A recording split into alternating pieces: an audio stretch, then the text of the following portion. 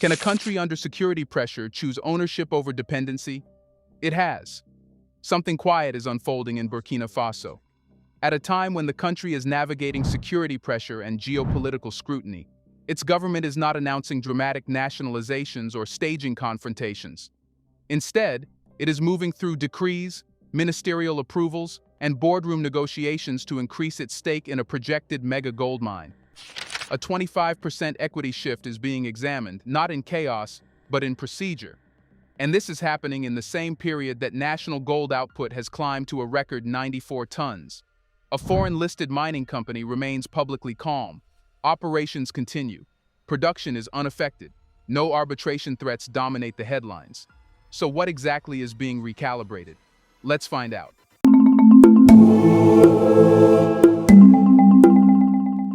Before anyone talks about 25%, we have to talk about 90%. As of late 2021, the Kiaka Gold Project was structured with West African Resources WAF holding 90% ownership, while the state of Burkina Faso held 10%. That structure wasn't unusual. It reflected the model that shaped much of Africa's mining landscape over the past 3 decades.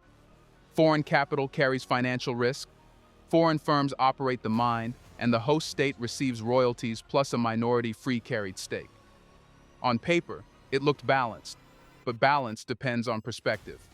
For shareholders in Australia, 90% meant control, dividends, decision-making authority, and long-term exposure to rising gold prices. For Burkina Faso, 10% meant limited influence over strategic direction, limited dividend share relative to total output, and dependence on taxation frameworks to capture value. Now pause. In 2025, national gold production reached 94 tons, a record. Gold is not symbolic wealth. It is liquid.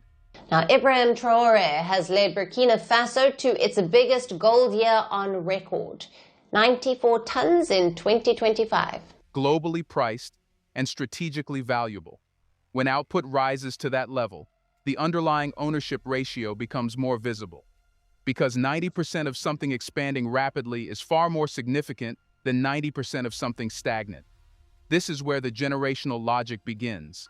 If gold production increases, if operations continue despite regional instability, and if global prices remain strong, then the mine is not a fragile liability. It is a durable asset. And durable assets invite renegotiation of participation, not abandonment. What changed after 2022 was not just leadership, it was posture. Under the updated 2024 mining code, Burkina Faso increased its free-carried equity in mining operations from 10% to 15%. That move established a legal baseline shift across the sector. WAF adopted the updated legislation for its projects, including Kiaka, Sanbrado, and Toega, during mid-2025 adjustments. That matters, because once the legal architecture evolves, discussions about additional equity no longer appear radical. They become extensions of existing law. The conversation around Kiaka did not emerge in isolation. It followed a clear sequence: revise code, institutionalize oversight, demonstrate production strength, then examine deeper ownership. And notice something crucial: operations at Sanbrado and Kiaka continued unaffected during these engagements. No shutdowns, no capital freeze, no dramatic exit announcements, which means the 90-to-10 ratio was not defended as untouchable. It was treated as negotiable within legal boundaries. This is where Western commentary often simplifies the story. It frames any shift in ownership as resource nationalism, as though increased state participation automatically equals instability. But instability usually looks like production collapse, asset seizure, or legal warfare. None of that occurred here. Instead, the government, through its mining entity SOPAMIB, examined a draft decree to secure an additional 25% stake, fulfilling legal requirements for ministerial consent. That language tells you something important: procedure, not panic. The 90-10 structure wasn't overturned overnight. It was questioned gradually, in an environment where gold output had strengthened the state's bargaining position. So the real issue is not whether 90/10 was legal. The real issue is this: when production reaches historic highs and legal frameworks evolve, does a minority stake still reflect national interest, or does it reflect an outdated template? States that are struggling to maintain output rarely push for structural adjustments. They prioritize survival. But when output is rising, and especially when global gold prices remain robust, a producing country gains strategic confidence. The conversation moves from how do we attract investors to how do we rebalance value distribution. Burkina Faso did not increase leverage through rhetoric. It increased leverage through regulation. Over the past few years, the government consolidated gold purchases through state-linked entities and tightened restrictions on artisanal gold exports to combat smuggling. Smuggling has historically drained revenue across West Africa, diverting untaxed gold into informal channels. By centralizing oversight and limiting export leakages, the state improved visibility over its mineral flows. That move strengthened fiscal intelligence. When a government knows precisely how much gold is produced, exported, and monetized, it negotiates from clarity rather than approximation. It can model dividend projections. It can forecast revenue scenarios under different ownership structures. It can quantify what an additional 25% stake might yield over the life of a mega project. Production plus control equals bargaining power. This is why the Kiaka discussions unfolded calmly. West African Resources did not suspend operations. There were no reports of production halts at Sanbrado or Kiaka. In fact, the company publicly described engagement with the government as constructive and aligned with a shared vision for long-term industry sustainability. That language suggests profitability remains intact. If the mine were unviable, investors would resist deeper state participation. But when a project is projected to generate long-term value, expanded state equity can coexist with shareholder returns, particularly if negotiated within legal frameworks. And there's another layer. By achieving record production before deepening ownership discussions, Burkina Faso inverted the traditional sequence. Instead of demanding more control in a moment of weakness, it demonstrated operational strength first. That sequencing matters because markets respond differently to assertiveness backed by performance. In other words, 94 tons changed the tone of the conversation. It signaled that Burkina Faso's mining sector is not collapsing under new policies. It is expanding. And expansion invites recalculation.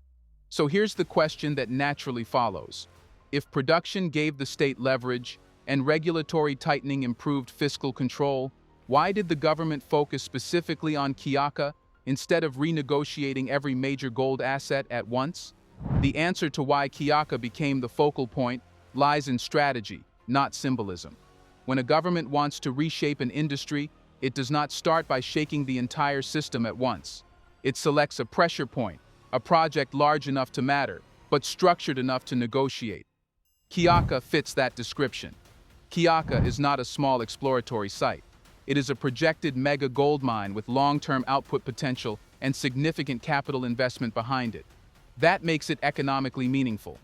Increasing state participation there would materially affect long-term dividend streams without triggering systemic instability across the entire sector. Now look at what did not happen. Sanbrado and Toega, also operated by West African Resources, were not placed under the same immediate spotlight in this specific 25% discussion. That selective approach reveals calibration. It signals that the state is not pursuing blanket expropriation. It is testing an expanded equity model on a strategic asset. That distinction matters for investor psychology. If all projects were targeted simultaneously, markets might interpret the move as unpredictable. By isolating Kiaka, the government demonstrates sequencing. It shows that expanded ownership is negotiable, asset-specific, and rooted in legal procedure. And the procedure itself is important. The discussions are being coordinated through SOPOMIB, Burkina Faso's state mining participation entity. That institutional channel transforms what could have been perceived as political intervention into structured engagement. Draft decrees, ministerial consent requirements, and board-level conversations replace sudden announcements. Institutionalization reduces shock. Another factor shaping Kiaka's selection is timing. With record national production already established and the updated 2024 mining code implemented, the government had already strengthened its legal and operational footing. Kiaka becomes the next logical step, not a spontaneous pivot, but the continuation of a policy trajectory. There is also a financial logic at play. Mega projects with long life cycles offer extended dividend horizons. Increasing equity in such an asset provides long-term revenue exposure rather than short-term tax gains. If the state's goal is structural fiscal autonomy, focusing on assets with multi-decade production potential makes more sense than scattering renegotiations across smaller projects. This is not about optics, it is about architecture, and architecture depends on precedent. Before Kiaka, there was a dispute in the sector that quietly altered the negotiating climate, a conflict that ended not in collapse, but in restructured ownership and financial settlement. That earlier episode proved something crucial. Adjustments in mining control can occur without isolating the country from global markets. So Kiaka is not an isolated experiment. It is a test case built on a foundation laid earlier, which leads directly to the next layer of this story. What previous event reshaped Burkina Faso's confidence in renegotiating ownership, and how did it change the balance of power in future discussions? Let's pause for a second to say big thank you to the Black Culture Diary community, where Black voices, stories, and legacies are preserved and amplified. By becoming a member, you're not just supporting the channel, you're becoming part of a powerful cultural movement. Let's continue. Before Kiaka became the focal point of expanded state participation, there was a legal confrontation that altered the psychological landscape of Burkina Faso's mining sector.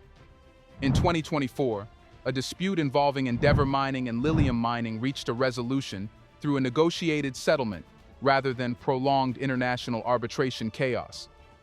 The outcome was not framed as dramatic, but its implications were significant. Ownership of certain mines shifted toward the state, and financial terms were agreed upon that included Burkina Faso paying Endeavour $60 million along with a 3% royalty on up to 400,000 ounces of gold produced at the Wagnion mine. This was not a seizure. It was a structured conclusion. The difference is critical. When disputes end in negotiated financial settlements instead of capital flight or diplomatic sanctions, they establish a precedent. Ownership structures are not permanently frozen. They can evolve within legal channels. That realization changes bargaining psychology. For decades, the implicit assumption across much of Africa's extractive sector was that contracts, once signed under previous administrations, were politically untouchable. Challenging them carried reputational risk and potential isolation from capital markets. But the 2024 resolution demonstrated something different. That renegotiation, if conducted through formal mechanisms and backed by financial settlement, does not automatically trigger collapse. It showed that recalibration could occur without severing international ties. And markets noticed something else. Production did not fall off a cliff afterward. Mining continued, exports continued. The country did not disappear from global gold supply chains. That continuity matters more than headlines, because once investors see that a government can alter ownership structures and still maintain operational stability, the fear factor diminishes. The conversation shifts from will assets be confiscated to what terms are sustainable. The dispute also clarified leverage. If the state could navigate a conflict involving major industry players and emerge with restructured control while honoring negotiated compensation, then future discussions would begin from a position of demonstrated resolve. Kiaka, therefore, is not occurring in a vacuum. It is unfolding in a post-precedent environment. Another subtle consequence of the 2024 episode was informational. Legal battles expose contractual weaknesses, valuation disputes, and royalty mechanisms. They force clarity. That clarity improves future negotiations because the state enters them with a sharper awareness of financial flows and legal constraints. And when awareness increases, dependency decreases. The settlement did not just adjust ownership, it adjusted perception. It signaled that Burkina Faso is willing to revisit extractive frameworks, not through impulsive decrees, but through legal negotiation backed by structured agreements. That shift in perception explains why the Kiaka discussions appear measured rather than volatile. But even with precedent and leverage in place, expanding equity is not just about legal confidence. It is about financial philosophy. So the deeper question becomes this: why is increased shareholding more strategically powerful than simply raising taxes or demanding higher royalties? Here's a reminder to please like and share the video and subscribe to our channel to watch more videos on Black culture, history, civilization, and identity. Let's continue now. Raising taxes is loud, increasing royalties is immediate, but expanding equity is structural. That distinction explains why Burkina Faso's approach at Kiaka is more strategic than reactionary. Taxes can fluctuate, royalty rates can be adjusted, but equity embeds the state inside the asset itself. It converts the government from an external collector of revenue into a direct participant in value creation. That shift alters incentives, visibility, and long-term returns in ways taxation never can. When a state holds equity, it receives dividends, not just fixed percentages of production value. Dividends scale with profitability. If gold prices rise, dividend flows rise. If operational efficiency improves, dividend returns increase. Equity aligns the state's interest with the mine's performance, rather than positioning it as merely a regulator extracting revenue from it. That alignment reduces friction. Consider the financial mechanics. A royalty guarantees income per ounce produced. It does not guarantee influence over corporate decisions. Equity, by contrast, opens access to governance layers, board representation, strategic planning discussions, and long-term expansion frameworks. It places the state inside the architecture of the project. This is where the 25% conversation becomes transformative rather than symbolic. If Burkina Faso expands its stake in Kiaka beyond the baseline free carried percentage established under the 2024 Mining Code, it increases exposure to lifetime output. Mega-gold projects are not short-term ventures. They operate across decades.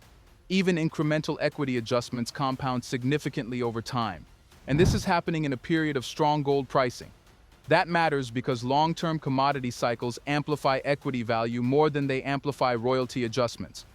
A higher royalty on stagnant production offers limited upside. A larger equity position in a profitable, expanding operation creates generational revenue streams. There is also a macroeconomic dimension.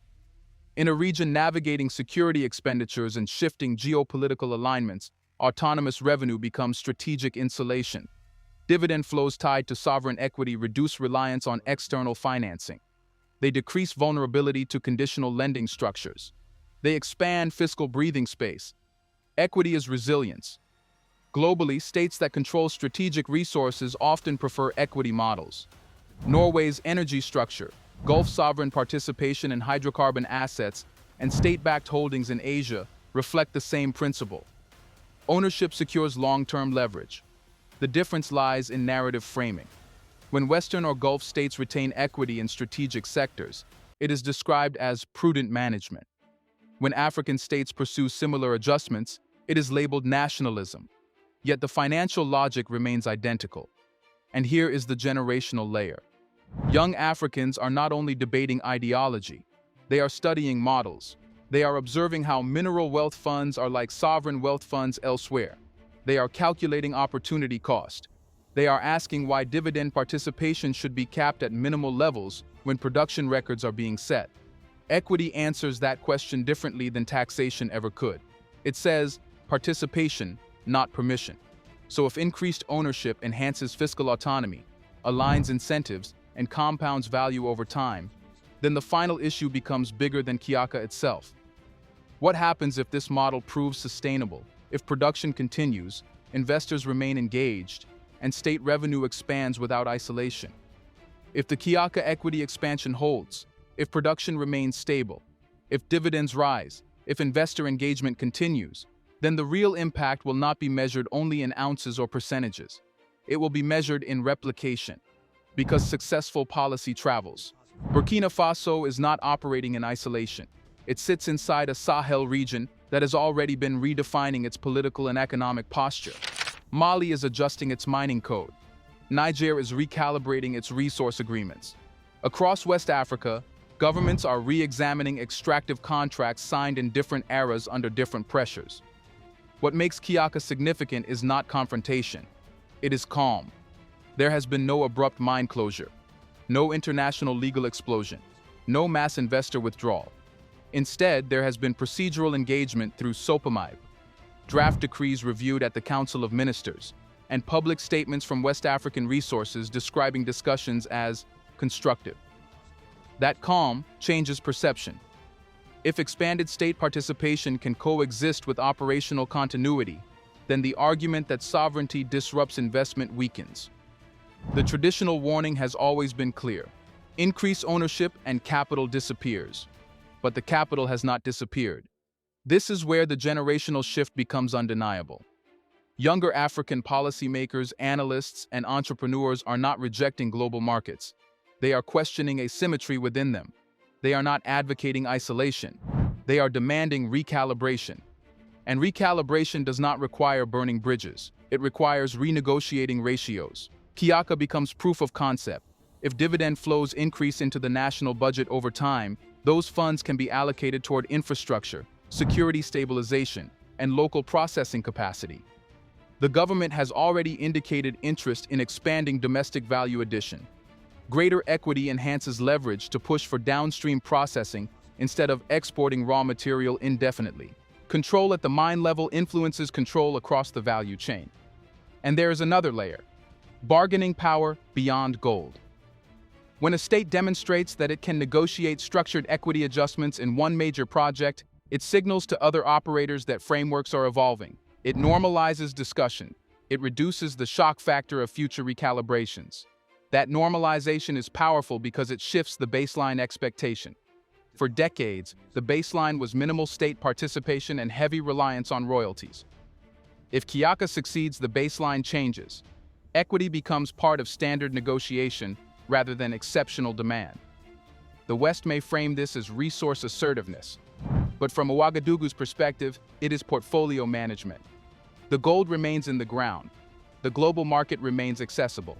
Investors remain present. What changes is who participates in long-term value accumulation. And that brings us to the final tension. If African nations can expand ownership peacefully, legally, and profitably, without isolating themselves from global capital, then the long-standing narrative that sovereignty and investment cannot coexist begins to dissolve. So the question is no longer whether 25% is too much. The question is this: if the Kiaka model proves sustainable, how many other contracts across the continent will begin to look negotiable? Let us know in the comments section. Should Burkina Faso keep doing this? Do you want to watch more videos like this one? If so, subscribe to our channel and press the bell icon next to it. We have decided to bring videos on something nobody talks about: the Black culture, civilization, history, and evidence about how glorious Blacks have been. Thanks for watching, and until the next video, stay tuned.